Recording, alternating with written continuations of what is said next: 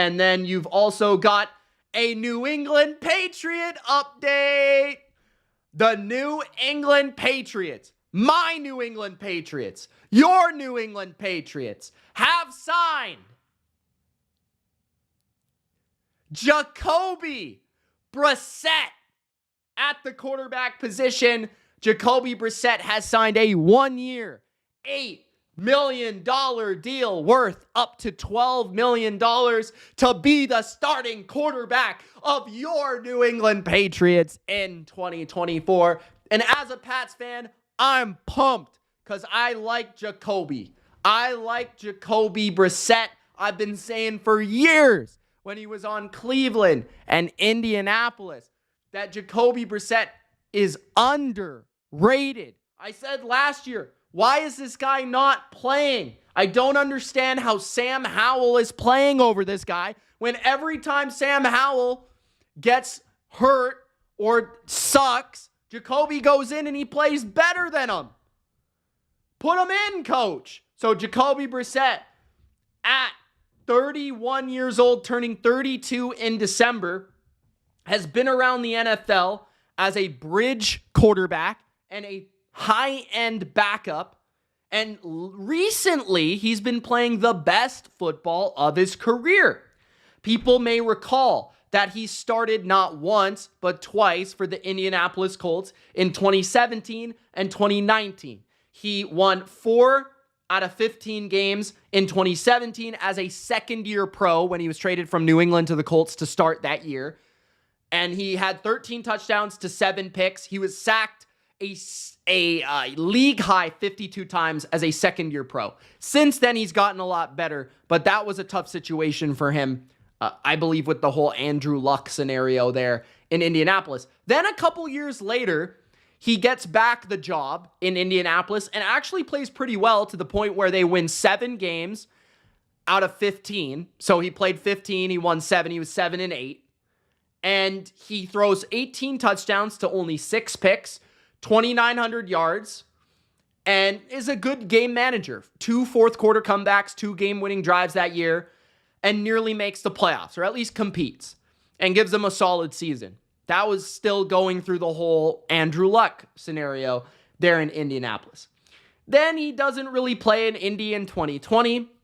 Then he moves to Miami, an up-and-coming team with the Dolphins in 2021. He goes 2-3 with the Dolphins. I believe replacing Tua, an injured Tua in that year, going 2-3, throwing 5 touchdowns and 4 picks, and 1,283 yards, a 62.7 completion percentage. But his best football has been the last 2 years. I was impressed with him last year with the Browns. He was a 4-7 player as the quarterback with that team. 64% completion, 12 touchdowns to 6 picks. His best yards per attempt of his career until this last year at 7.1.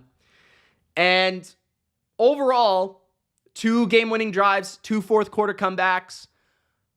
When you would watch him play, operating an offense off of play action in the running game, play calling from Alex Van Pelt, that is the offensive coordinator of the Patriots now, with Nick Chubb in the backfield and Amari Cooper, I believe, at receiver, or at least, I don't know if that was last year or this year. But regardless, Jacoby Brissett was productive.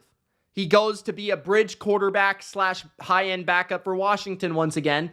And this past year, he doesn't get any starts. He comes in for Sam Howell near the end of games. 3 touchdowns, 0 interceptions, 18 for 23, 224 yards, 9.7 yards per attempt. He was lighting it on fire when he got a chance. But Jacoby is a great bridge option because he's great in the locker room. He's got a great personality. He understands the Patriots' history. He was there for it. He understands the culture. He knows some of the people in the locker room. He knows Gerard Mayo. He knows the offense very well. He's proven that he can play at a pretty good level in the offense. He's got a hint of mobility. He's really good at quarterback sneaks. He's got really good size. He's got deceptively strong, arm strength, like a pretty strong arm. So he could play in the elements in New England or in the Northeast. And I think he'll be able to operate Van Pelt's offense with Stevenson and Gibson in the backfield running the football and a strong defense on the other side. I think this is a quarterback that can bring you competency, that can bring you a competitive team in 2024, regardless of if they believe he's just a bridge option or if they believe, he is going to be the backup. Regardless, that will mean rather the rookie is so good that they're forced to play him, or that he is going to be the guy for the year and they're going to be able to tutor the quarterback. So I would expect Brissett to play this year as the starter of the Patriots and for them to potentially move on from him next year, or maybe he'll resign next year as the backup. He also gives me vibes in terms of being a mentor to a young quarterback. Because of his personality. He seems like a guy having played in a lot of different, organizations, franchises, teams, a lot of different offensive schemes that he could be able to tutor and teach a young quarterback the game of football in the NFL. So there's a lot to like about Jacoby Brissett coming to New England. That was the projected ad. That was the predicted ad by myself and a lot of others. And that's end up what happens here. Jacoby Brissett to the Patriots. I like it a lot. I'm a fan of Jacoby. He's easy to root for. No problems with it whatsoever. And I would definitely agree with JC that he is better than Mac Jones, at least the last year or two. I think he's outplayed Mac Jones the last year or two.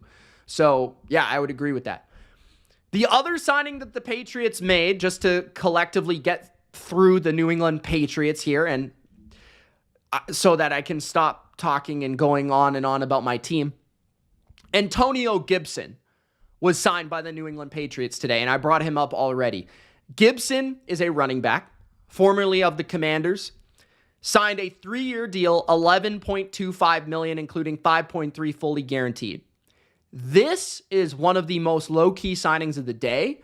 I am a big fan of this signing. I didn't think New England would be looking at Gibson, but then once I thought about the signing, I thought it made a lot of sense for previous regime reasons and also new regime reasons.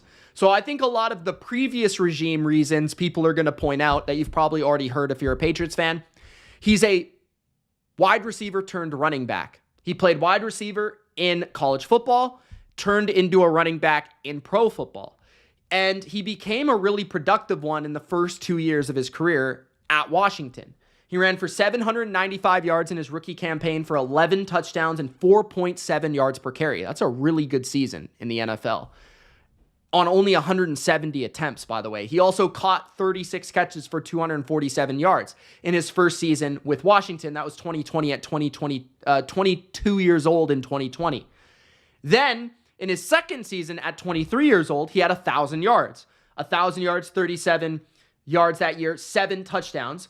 He caught 42 passes for 294 yards and 3 touchdowns. So that's 10 total touchdowns in his second year, 11 touchdowns in his first year. That's 21 touchdowns in 2 years. That's 1,700 yards in 2 seasons on the ground. And that's, nearly 80 catches in 2 seasons and nearly 500 yards. So, very productive player in his first 2 seasons. Then, once you get to his third year, he drops off for whatever reason. They don't use him as much for whatever reason. Okay, maybe he was less productive. Maybe he wasn't as good. Maybe he took too much wear and tear. I'm not exactly sure, right? 546 yards, 3 touchdowns, 3.7 yards per carry in 2022 for an awful Commanders team. But he did catch the most catches of his career, 46, for 353 yards and 2 touchdowns. And then he surpassed that this year with 48 catches for 389 yards and 2 touchdowns. He also had 265 yards and 1 touchdown this year on the ground. So not utilized as much on the ground, kind of like a James White the last 2 years, where he's a former receiver turned running back, can run great routes, can get actually vertical from the running back position because he is a refined route runner at the wide receiver position, turning those routes vertical, getting down the field, running wheel routes, option routes out of the backfield. He's good in the screen game, little swing passes, good on yards after catch. But what I love about this for the new regime is that he's fast and he fits a zone running scheme. He is 6'2", which is very tall for a running back, which is kind of similar to Stevenson. But he is fast. Like, when you see him go, you can see wide receiver speed. I'm just going to look up his 40 time right now, but I know for a fact that it's like low 4.4s, I want to say. He's fast. 4.39. So yeah, he's really fast. At 228 pounds, 6'2", he ran a 4.39. So that was when he was a rookie, but still, I mean, in a zone scheme where it's one cut and go, the ability to just hit that hole, kind of like a Raheem Mostert style of player, that's what Antonio Gibson is. Catch the football, 8 to 10 carries a game to relieve Stevenson, highly efficient player. That is a perfect signing for the Patriots. Perfect. Love it. Think it's unreal. Thought he might have gone to like Cleveland, or thought he might have gone to the Cowboys, somebody like that. But he ends up going to the Patriots. So I'm happy about it. Been a Gibson fan, just kind of wondering what's happened to him the last couple of years. But we'll see him in New England. My New England Patriots have taken one of the Cleveland Browns linebackers, TakiTaki, or TakiTaki. We got to figure out how to say his name if we're going to cheer for the guy.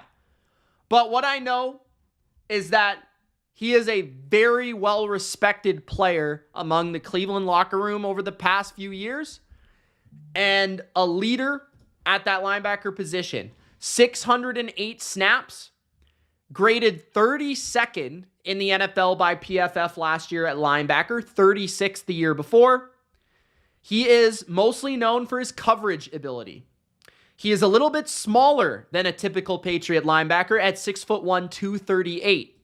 Almost the exact same size as Jordan Hicks, who the Browns just signed, 6'1", 236. Almost identical. 6'1", 238. He's known for his coverage skills. PFF graded him at a 70.2 in terms of his coverage grade, which overall ranks 22nd out of 77 linebackers. So that's something to think of. He's potentially a Mack Wilson replacement for the Patriots defense, another Cleveland Brown former linebacker. He went to BYU, is a 1995, meaning he is 29 potentially this year, 28 right now, 29 in the future.